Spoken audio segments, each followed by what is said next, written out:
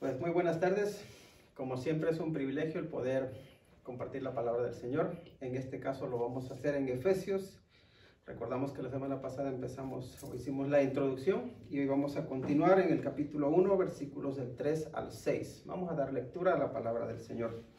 Nos dice: bendito sea el Dios y Padre de nuestro Señor Jesucristo, que nos bendijo con toda bendición espiritual en los lugares celestiales en Cristo, según nos escogió en Él antes de la fundación del mundo, para que fuésemos santos y sin mancha delante de Él, en amor, habiéndonos predestinado para ser adoptados hijos suyos por medio de Jesucristo, según el puro afecto de su voluntad, para alabanza de la gloria de su gracia, con la cual nos hizo aceptos en el amado. Vamos a orar. Nuestro buen Dios, nos acercamos delante de ti llenos de gratitud por este día que tú nos regalaste. Y también, Señor, te damos las gracias porque podemos abrir tu palabra, meditar en ella y buscar ser instruidos por ti. Te rogamos porque nos des discernimiento, que seamos capaces de examinarlo todo y retener lo bueno. Padre, te ruego por quienes van a estar meditando en esta tu palabra, para que tú, Señor, los llenes de tu paz, de tu gozo, de tu esperanza. Te ruego por los que están tristes, para que tú les consueles, Señor. También, Señor, por los que están pasando dificultades, problemas que tal vez no ven la solución. Por favor, Señor, ilumínales y dales soluciones, dales fortaleza y sabiduría, Señor, para enfrentar todos los desafíos que se les presenten. Señor, por favor, te pedimos que tú hables a nuestra vida y que esta tu palabra nos ayude a crecer en la fe y en el conocimiento de tu amado Hijo, nuestro Señor Jesucristo. Es por Él que oramos. Amén.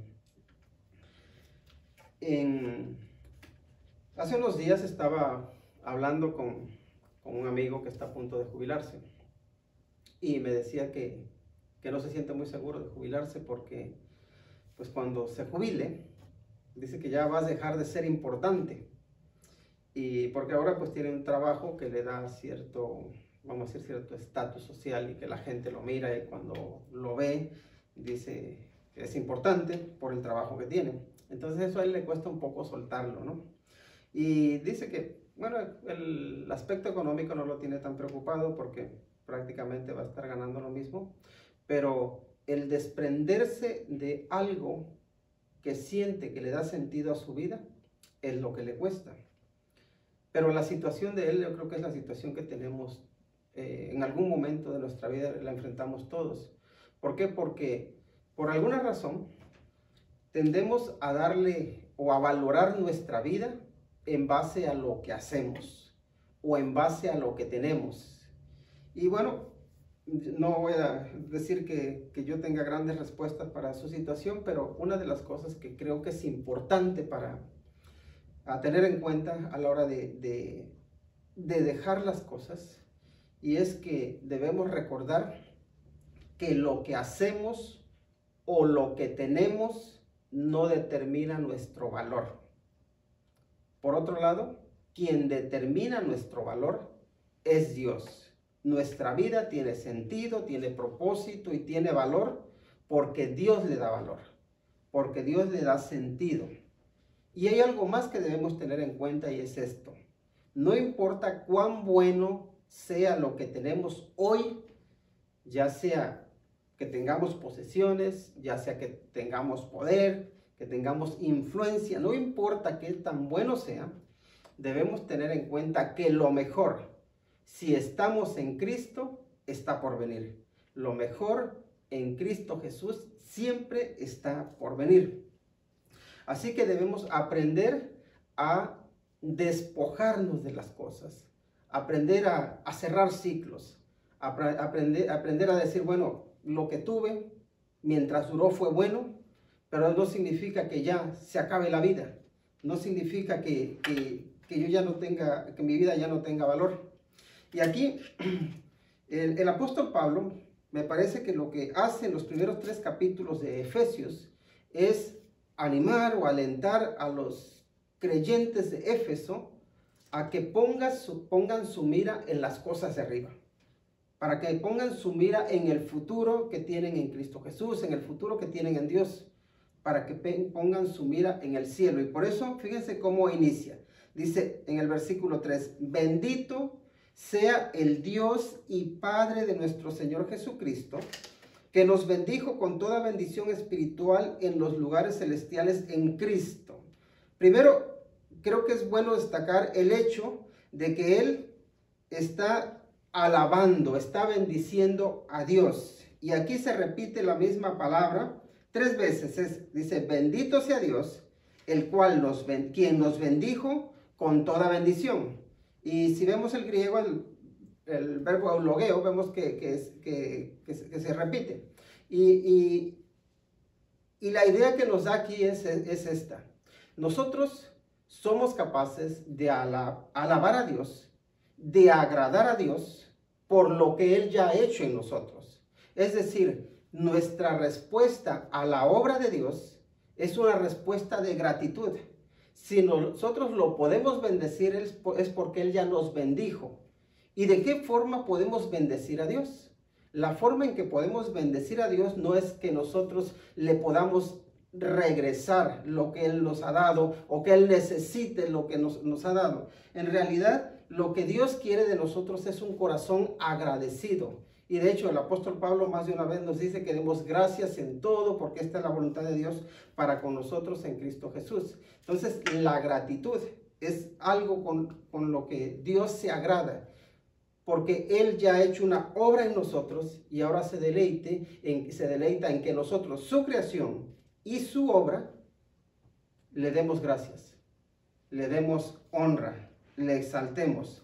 Así que aquí primero Él dice que bendito sea el Dios y Padre de nuestro Señor Jesucristo, y nos dice que nos bendijo con toda bendición espiritual en los lugares celestiales. Ahora, Él nos bendijo con toda bendición espiritual, y podemos decir, ¿cuáles son las bendiciones espirituales que tenemos en Cristo Jesús?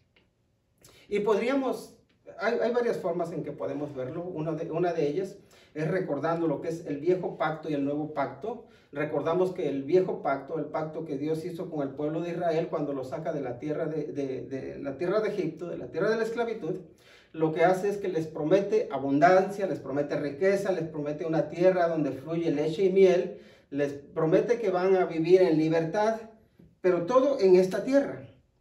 En el nuevo pacto, el Señor nos ofrece una morada, pero nos ofrece una morada celestial. Nos dice que somos un pueblo escogido, es decir, una nación santa. Nos promete santificación. También nos promete un hogar, nos promete una morada en los cielos. Nos promete que estaremos con Él por siempre. Nos promete que ya no va a haber más llanto. Nos promete que ya no va a haber más muerte. Nos promete que tendremos una familia. Nos promete incluso que andaremos en calles de oro y mar de cristal, como nos dice ahí en Apocalipsis. Entonces, Dios ya nos ha bendecido. Y fíjense que está hablando en pasado. ¿Por qué? Porque cuando el Señor nos rescata, Él nos salva en un momento, cuando Él viene a nuestra vida, cuando viene a nosotros, cuando nos busca. Y una vez que nos salva, Él nos hace herederos. Dice, yo tengo algo que te voy a dar a ti y lo vas a recibir cuando llegues al cielo.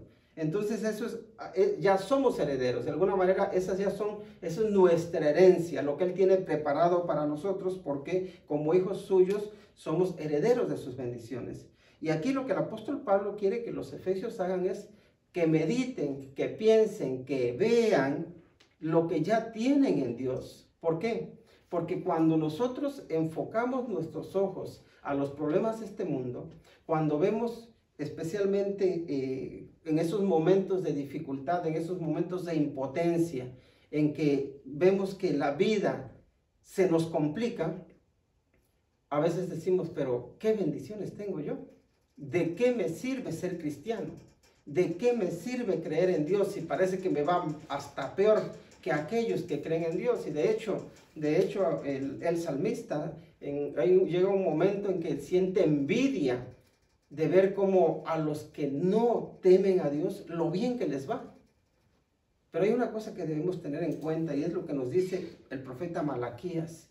Y nos dice que va a haber un día en el que se distinguirá entre el justo y el injusto, entre el que agrada a Dios y el que no agrada a Dios. Es decir, que aquí en esta vida puede ser que el que cree en Dios le vaya incluso hasta peor que al que no cree, o a veces pasa al revés. Pero hay algo que debemos tener en cuenta y es el hecho de que el futuro de uno y de otro hay un abismo entre uno y el otro. Hay una gran diferencia entre ser hijo de Dios y no ser hijo de Dios, entre ser justificado por Él y no serlo. Ahora, algo que creo que es importante que destaquemos aquí, y creo que el apóstol Pablo nos destaca aquí 4 cosas, 4 actos que Dios realiza para nuestro bien, en el cual se muestra la iniciativa suya de rescatarnos, en el cual se muestra que Él no se quedó sentado esperando a que nosotros lo buscáramos, sino que Él tomó la iniciativa de buscarnos. Y siempre la idea que tenemos en la Biblia respecto a Dios y los hombres es que nosotros somos como ovejas y nosotros nos descarríamos como las ovejas. Cada cual se va por su camino. Pero ¿qué es lo que hace Dios? Dios, que nos ve y que es misericordioso y ve que andamos por ahí perdidos, Él va y nos busca y nos trae, nos recoge, nos da protección, nos da seguridad. Y aquí vemos que lo que Dios hace para con nosotros, lo que Dios hace por nuestro bien, porque nos ama. Y lo primero que vemos es que Dios nos bendijo con toda bendición espiritual en los lugares celestiales en Cristo. Eso es importante. Recordemos que nosotros somos amados, somos perdonados y somos aceptados en Cristo. Así que primero Dios nos bendice con toda bendición espiritual en los lugares celestiales en Cristo, en su Hijo, porque su Hijo es el amado. Lo segundo es que Dios nos escogió en Cristo antes de la fundación del mundo. Y algo que aquí debemos tener en cuenta, en el versículo 4 dice, según nos escogió en Él antes de la fundación del mundo, lo que debemos tener en cuenta aquí es que nosotros no somos un accidente. No estamos aquí por casualidad. Dios, podemos decir, desde la eternidad pasada, Él pensó en nosotros. Y de hecho, para Dios no existe el tiempo. No existe el pasado, no existe el presente y no existe el futuro. Para Dios siempre está el eterno presente. Por eso se dice de Dios que Dios es. No será, no fue, Dios es. Así que y podemos decir que Dios crea un paréntesis llamado tiempo y nos mete dentro de ese tiempo. Nos mete en ese tiempo y antes de crear ese tiempo, Él ya nos ve, ya nos escoge como seres a los cuales Él ama, a los cuales Él quiere, y para nosotros Él quiere nuestro bien. Así que Él nos escogió antes de la fundación del mundo, antes de que el mundo existiese. Ya Dios había planificado y ya podemos decir que había tenido una conversación consigo mismo respecto a que Él nos quería para sí, para Él. Entonces Él nos escoge antes de la fundación del mundo y luego sigue adelante, dice, para que fuésemos santos y sin mancha delante de Él. Dice, en amor habiéndonos predestinado. Y ese es otro aspecto importante a tener en cuenta, y es que Dios nos predestinó. ¿Nos predestinó en qué? En amor. Y eso debemos siempre recalcarlo. Dios predestina en amor. Dios no predestina en odio. Dios no predestina en ira. Dios predestina a las personas en amor. Y aquí el apóstol Pablo nos dice que nos predestinó. ¿Para qué? Dice, para ser adoptados hijos suyos. Ahora, la predestinación significa que Dios nos fija un destino de antemano. Eso es lo que implica la predestinación. Entonces, cada uno de nosotros tenemos un destino fijado por Dios de antemano. Y aquí, obviamente, entra una discusión, un debate que lleva siglos, y yo no pretendo resolverlo hoy, porque muchas personas dicen, bueno, si Dios ya predestinó a las personas que van a ser salvas, que van a venir a los pies del Señor Jesucristo, algunos dicen, ¿para qué tengo yo que compartir de Cristo? ¿Para qué tengo que compartir el Evangelio? Si Dios ya predestinó a los que van a ser salvos. Entonces dicen, es que no hay necesidad de ello. Y la verdad es que en la predestinación, dentro de esa predestinación, Dios también en su grandeza, ha decidido incluirnos para que formemos parte de ese plan que Él tiene para con la humanidad. Hay otro aspecto que también debemos tener en cuenta y es este. Entonces, ¿el hombre tiene libre albedrío o no? El hombre tiene la capacidad de elegir, de decidir o no la tiene. Y algo que debemos tener en cuenta siempre es que la teoría debemos llevarla a la práctica. Cuando alguien nos habla de Dios, cuando alguien nos habla de Cristo, nosotros decimos sí o no. Nosotros le aceptamos o no aceptamos. Y allí estamos ejerciendo la libertad que Dios nos da para aceptar o para rechazar, para aceptar o para dejar pasar. Y sé que aquí se podría profundizar mucho más, se podría debatir mucho más. Solamente quiero decirles una cosa. Cada uno de nosotros, en algún momento de nuestra vida, tendremos que decir sí o no a Cristo Jesús. ¿Dios nos ha predestinado? Sí. ¿Dios nos da libertad para escoger? Sí. Y aquí yo sé que estos son dos conceptos que muchas veces parecen irreconciliables, pero hay algo que debemos tener en cuenta y es esto, que en la Biblia encontramos tanto la soberanía de Dios y que Él predestina en amor, como también encontramos el hecho de que Él nos da la responsabilidad de responderle al llamado que nos hace. Encontramos las dos cosas. ¿Por qué no se ha encontrado una solución a este dilema en tantos siglos?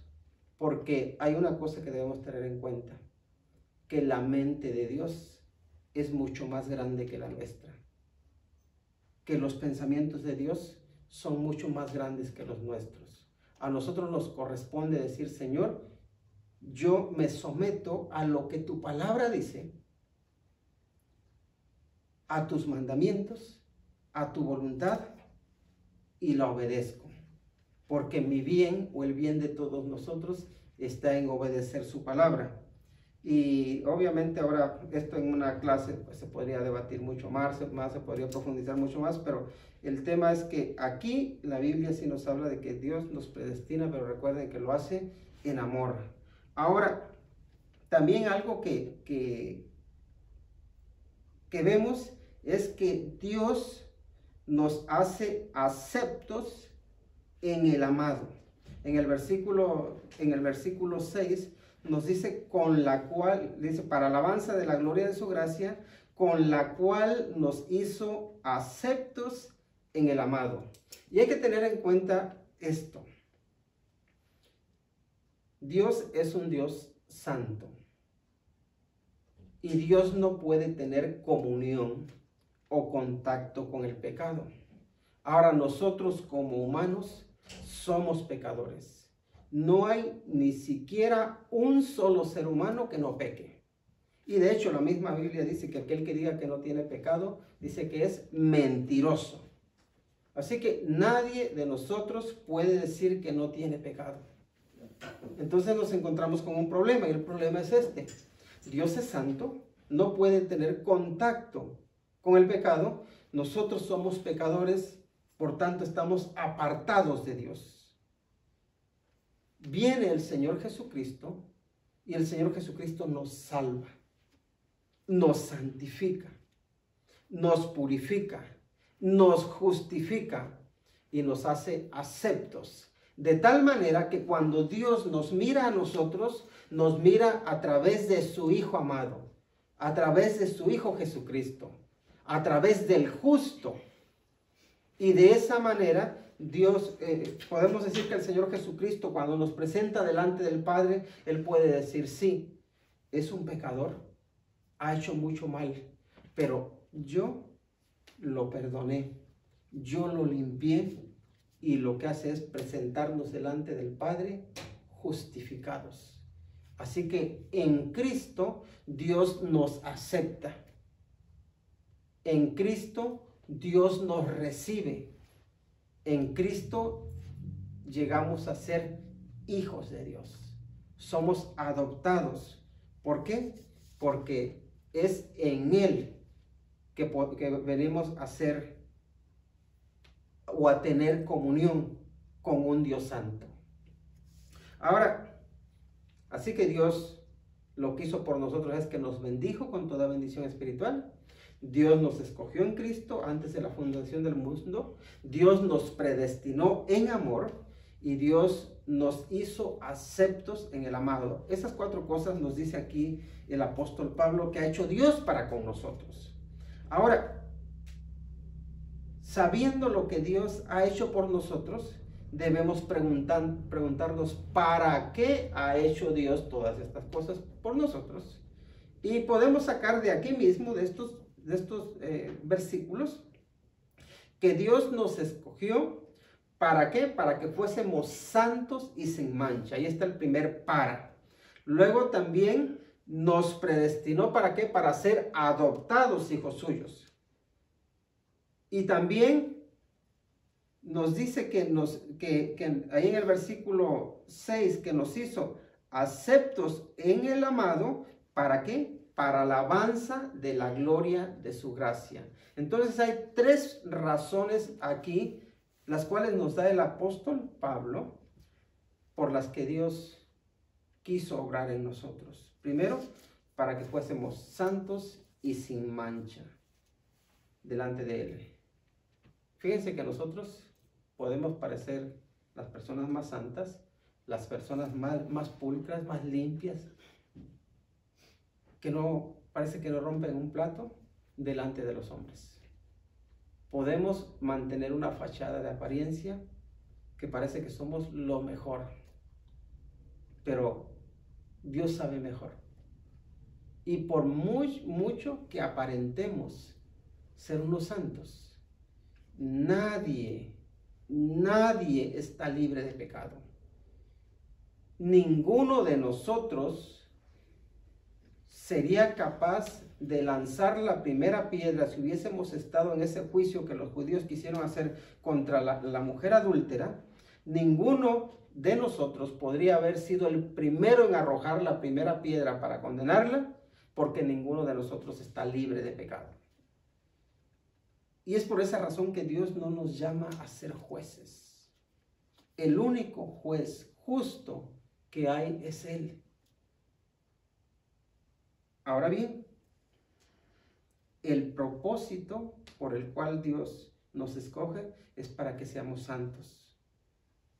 Y nos escoge para que seamos sin mancha. Y eso es un desafío. Porque Dios tiene un propósito para nosotros. Quiere que no tengamos mancha, y ese no tener mancha significa que donde quiera que tú te presentes, que vayas con tu cabeza en alto, que nadie te pueda reprochar, que nadie te pueda decir, yo a ti te conozco. Yo sé que tú no eres la gran cosa, yo sé que tú no eres lo que aparentas. Y eso es lo que Dios quiere de nosotros. Que nadie tenga nada de qué reprocharnos. Que tengamos un buen testimonio donde quiera que andemos. Y ese es un desafío para todos nosotros.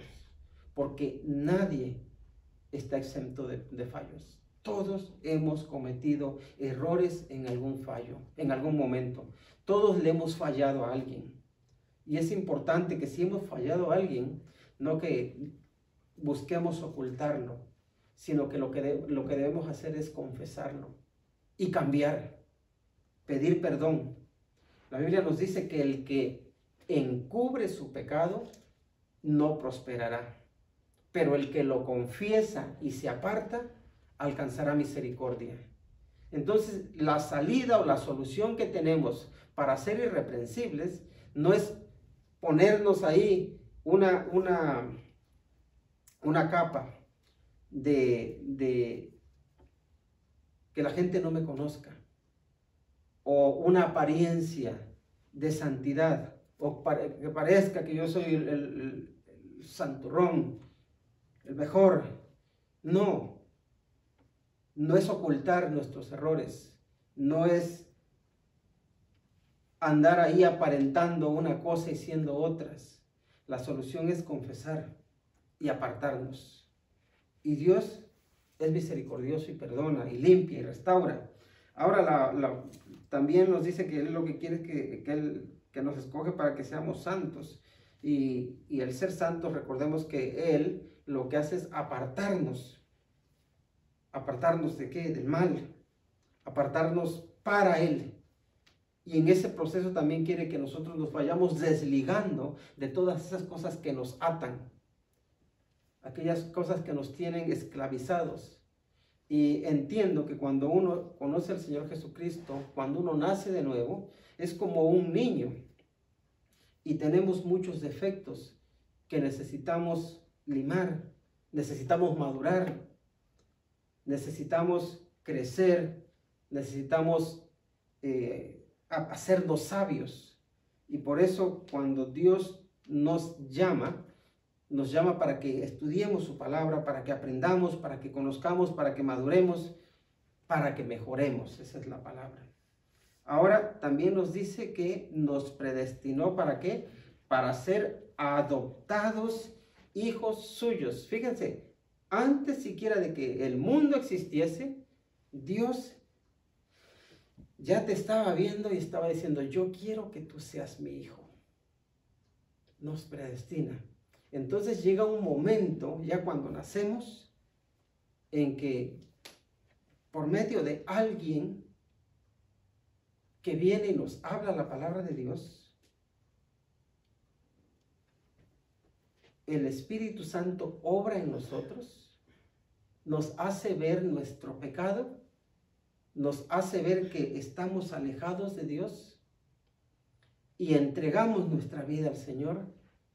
Y se produce en nosotros ese nuevo nacimiento en el cual somos adoptados como hijos de Dios, donde nacemos espiritualmente, y eso es algo que no sucede al azar, sino que Dios se preocupó por nosotros desde hace mucho tiempo y estaba esperando el momento oportuno para rescatarnos, para salvarnos, porque Él lo que quería es que fuésemos familia.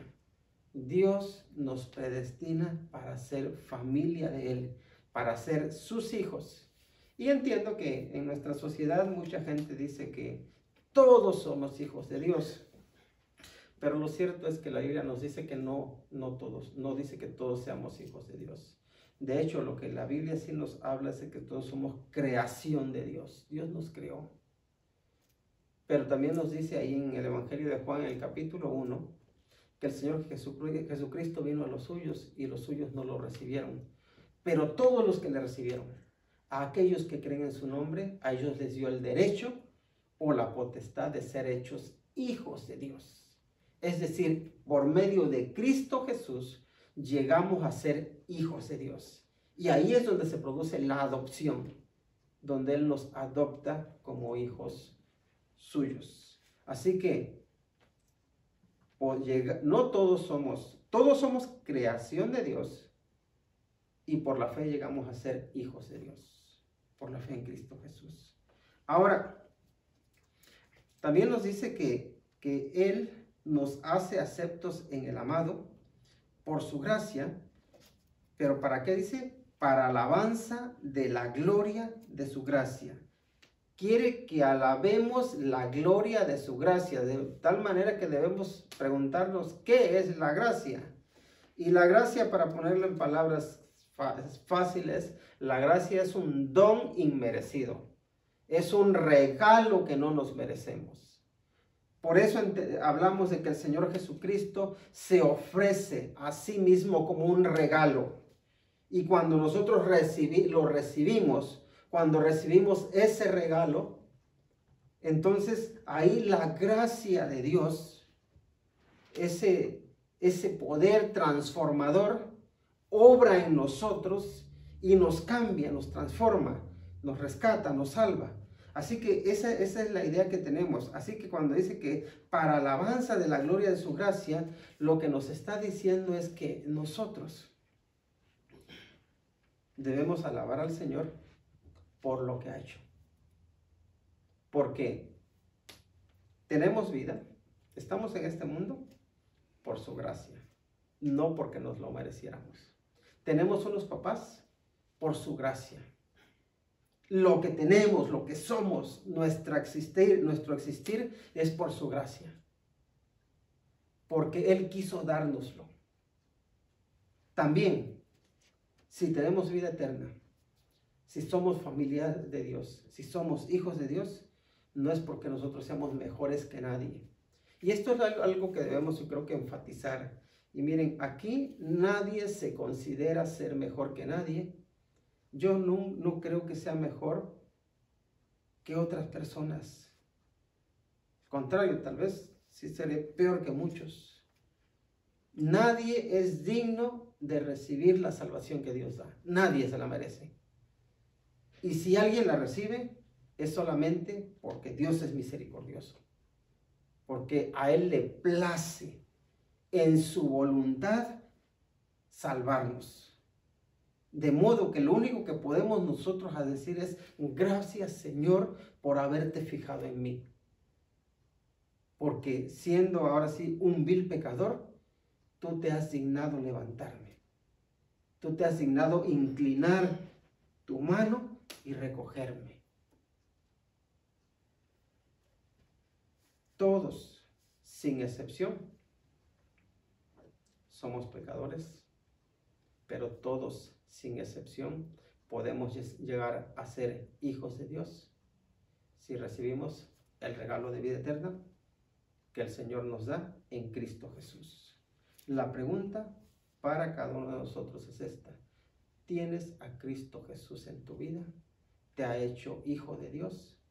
Si lo ha hecho, si es así, dale la gloria y dale la honra por haberte rescatado, porque no eres mejor que nadie. Es por su misericordia, es por su gracia. Y si no lo eres, pídele que te rescate, que te perdone, que te haga un hijo suyo. Vamos a orar. Te damos las gracias, nuestro buen Dios, por el amor que tú nos tienes. Te damos las gracias, Señor, porque en tu misericordia tú nos llamas. Nos llamas para que podamos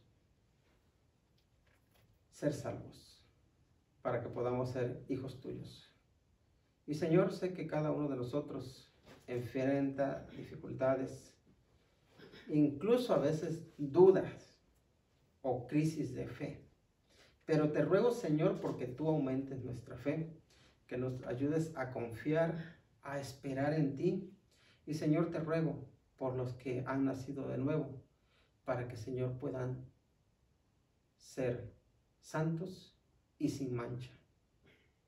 Y para los que aún no han nacido de nuevo, te ruego, Señor, porque tu Santo Espíritu obre sus corazones, de tal manera que ellos puedan entregar su vida a ti.